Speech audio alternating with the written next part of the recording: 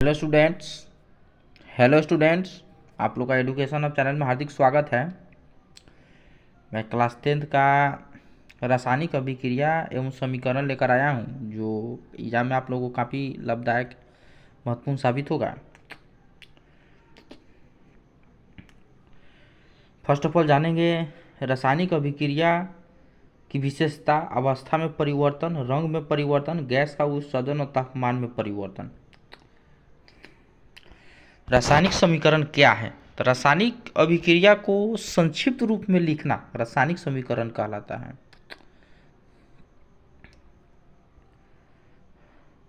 रासायनिक अभिक्रिया को संक्षिप्त में रूप में लिखना रासायनिक समीकरण कहते हैं। जब ऑक्सीजन की उपस्थिति में मैग्नीशियम का दहन होता है तो मैग्नीशियम ऑक्साइड होता है। इसका समीकरण देखेंगे, मैग्नीशियम ले लेंगे, ऑक्सीजन को जब रिएक्शन करेंगे तो मैग्नीशियम ऑक्साइड बनेगा। अभिकारक होगा बाईं तरफ, उत्पाद होगा दाईं तरफ। नेक्स्ट क्वेश्चन देखेंगे, द्रव्यमान के संरक्षण का सिद्धांत।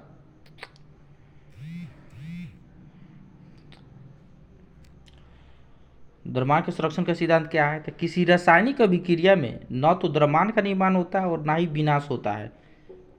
जैसे Zn प्लस H2SO4 और ZnSO4 प्लस H2O। रासायनिक अभिक्रिया के संतुलन करना, Fe plus H2 Fe3 plus H2O। चरण फर्स्ट,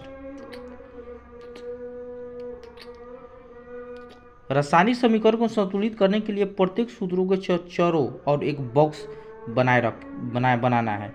जैसे फेरस हुआ, हाइड्रोजन हुआ, ऑक्सीजन है इसमें, तो Fe3O4 हाइड्रोजन हो गया। नेक्स्ट देखेंगे चरण 2, समीकरण में उपस्थित सभी तत्वों के परमाणु की संख्या की सूची बनाना है। चरण 3, सबसे अधिक परमाणु वाले यौगिक को पहले संतुलित करना है। ये संतुलित और संतुलित है जो दिया गया है आपका। यह अभिकारक क्या है उसके बारे में दिया है, समीकरण दिया है संतुलित करने के लिए। ये समीकरण है, आप लोग इसको संतुलित करके कमेंट में कृपया भेजें। नेक्स्ट देखेंगे, ये सब समीकरण दिया हुआ है। अब नेक्स्ट देखेंगे, उत्पाद के आधार पर अभिक्रिया 5 प्रकार की होती है। एक संयोजन अभिक्रिया, वियोजन अभिक्रिया, विस्थापन अभिक्रिया, द्विविस्थापन अभिक्रिया, रेडॉक्स अभिक्रिया।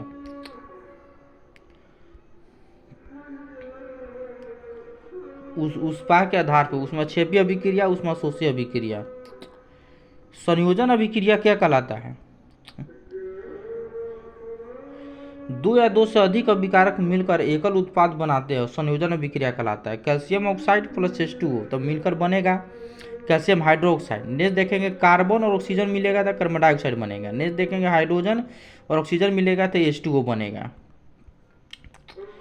फिर वियोजन क्या है, अपघटन अभिक्रिया क्या है उसके बारे में जानेंगे।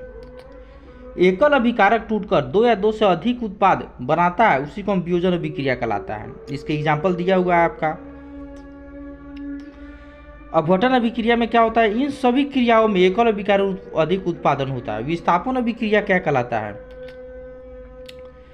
एक तत्व दूसरे तत्व में विलय से हटा देते हैं तो विस्थापन अभिक्रिया कहलाता है। एग्जाम्पल में फेरस हुआ, कॉपर सल्फेट है तो फेरस सल्फेट हो जाएगा, कॉपर होगा, यानी एक स्थान से दूसरा स्थान तक जो विस्थापित होता है उसी को क्या कहते हैं, आपका विस्थापन अभिक्रिया कहलाता है। एक कुछ समीकरण आपका दिया हुआ है जो विस्थापन का उदाहरण है। नेक्स्ट देखेंगे, द्विविस्थापन अभिक्रिया क्या कहलाता है।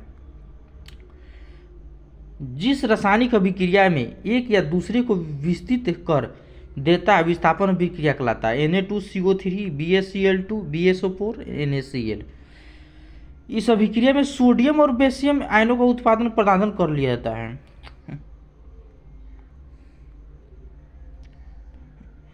जिस अभिक्रिया में अवक्षेप बनता है अवक्षेपण अभिक्रिया कहलाता है।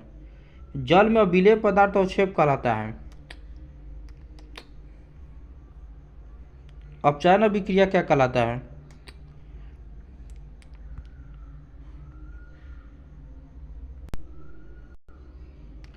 जिस अभिक्रिया में ऑक्सीजन टूटता है अपचयन अभिक्रिया कहलाता है। जैसे कॉपर ऑक्साइड हो गया, हाइड्रोजन हो गया, कॉपर हो गया, H2O हो गया। यहाँ तत्वों पर कॉपर साइड से हाइड्रोजन हटा देता है, इससे कॉपर का अपचयन हुआ है। अपचयन अभिक्रिया कहलाता है। जिस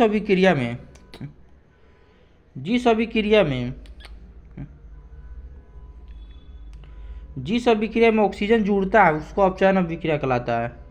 कॉपर हो गया, ऑक्सीजन हो गया, कॉपर ऑक्साइड हो गया। यहाँ पर कॉपर के साथ ऑक्सीजन जुड़ा हुआ तो कॉपर का ऑक्सीकरण हुआ है। रेडॉक्स अभिक्रिया का कहलाता है। जिस अभिक्रिया में एक अभिकारक का अपचयन एवं दूसरे अभिकारक का ऑक्सीकरण होता है रेडॉक्स अभिक्रिया कहलाता है। कॉपर ऑक्साइड हो गया, हाइड्रोजन हो गया तो कॉपर हो गया, जल हो गया। ये समीकरण आपका दिया हुआ है। नेक्स्ट देखेंगे ऊष्माक्षेपी अभिक्रिया क्या कहलाता है, यानी ऊष्माक्षेपी अभिक्रिया क्या है। जिस अभिक्रिया को ऊष्मा का उत्सर्जन होता है ऊष्माक्षेपी अभिक्रिया कहलाता है। ये आपका समीकरण दिया हुआ है, ये ऊष्माक्षेपी का उदाहरण है। श्वसन एक ऊष्माक्षेपी अभिक्रिया है।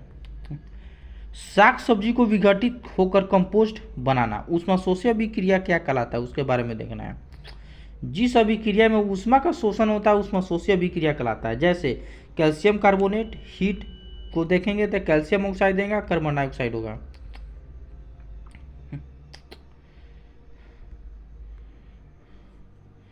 जब कोई धातु अपने आसपास अम्ल तथा आर्द्रता नमी को संपर्क में आता है तो वे संक्षारित हो जाती हैं। इस प्रोसेस को संक्षरण कहते हैं। जैसे लोहे पर जंग लगना, भूरी परत, चांदी के ऊपर काली परत चढ़ना, तांबे के ऊपर हरित परत चढ़ना। विकृत गंधित क्या है।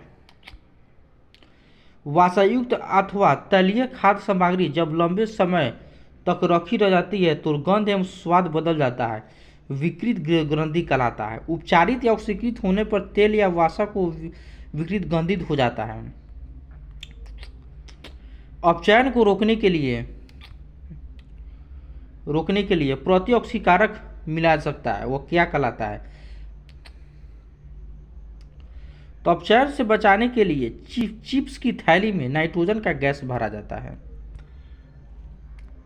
तो ये कुछ इम्पोर्टेंट समीकरण था जो आपके एग्जाम में काफ़ी महत्वपूर्ण साबित होगा। ये ऊष्माक्षेपी अभिक्रिया कहलाता है, यानी कुछ संतुलन समीकरण का संतुलन बनाए रखना है। अगर जितने भी स्टूडेंट इस वीडियो को देख रहे हैं कृपया लाइक करें, शेयर करें, सब्सक्राइब करें ताकि आप लोगों के लिए मैं अच्छे से अच्छे कंटेंट प्रोवाइड कर सकूं। थैंक्स।